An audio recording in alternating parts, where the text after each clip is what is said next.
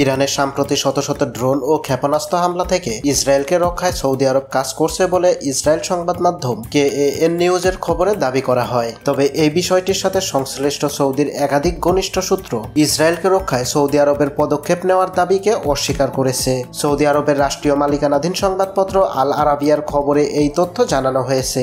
দেশটির আরেক সংবাদ মাধ্যম আরব নিউজের প্রতিবেদনে বলা হয়েছে, ইসরায়েলের সংবাদ মাধ্যমে সৌদি আরবের সরকারি একটি ওয়েবসাইটের বরাত দিয়ে একদিন আগে ওই খবর প্রকাশ করা হয়। এতে বলা হয়, ইরানের আক্রমণ থেকে ইসরায়েলকে রক্ষা করার জন্য প্রতিরক্ষা জোটে অংশ নিয়েছে সৌদি আরব, কিন্তু সৌদি আরবের রাষ্ট্রীয় সূত্রগুলো এই তথ্যকে অস্বীকার করেছে।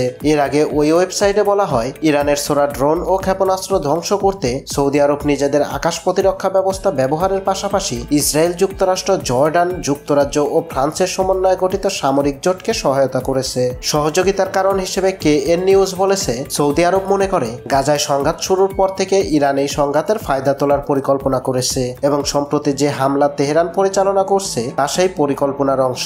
সৌদির একাধিক সূত্র আল আরাবিয়াকে বলেছে, ইসরায়েলের বিরুদ্ধে ইরানের চালানো হামলা ঠেকাতে সৌদির অংশগ্রহণ সম্পর্কে যে ওয়েবসাইটের বরাত দিয়ে বিবৃতি প্রকাশ করা হয়েছে, আসলে সৌদি আরবের এমন কোনো সরকারি ওয়েবসাইটই নেই। গত 13 এপ্রিল ইরানের বিপ্লবী গার্ড বাহিনী ইসরায়েলি ভূখণ্ড লক্ষ্য করে শত শত ড্রোন ও ক্ষেপণাস্ত্র নিক্ষেপ করে। তার আগে 1 এপ্রিল সিরিয়ার রাজধানী দামেস্কে ইরানের কনসুলেট ভবনে হামলা চালায় ইসরায়েল। এই হামলায় ইরানের বিপ্লবী গার্ড বাহিনীর অভিজাত শাখা কুদস ফোর্সের জ্যেষ্ঠ commander brigadier general Mohammad Reza Zahedi সহ কয়েকজন সামরিক কর্মকর্তা নিহত হন। দামেস্কে হামলার প্রতিশোধে ইসরায়েলের শত শত ড্রোন ও ক্ষেপণাস্ত্র হামলা চালিয়েছে ইরান। তবে ইরানের বেশিরভাগ ড্রোন ও ক্ষেপণাস্ত্র ইসরায়েলি ভূখণ্ডে পৌঁছানোর আগেই ধ্বংস করা হয়েছে বলে দাবি করেছে তেল আবিব। তেহরান বলেছে, ইসরায়েলি সামরিক লক্ষ্যবস্তুতে হামলা করা হয়েছে।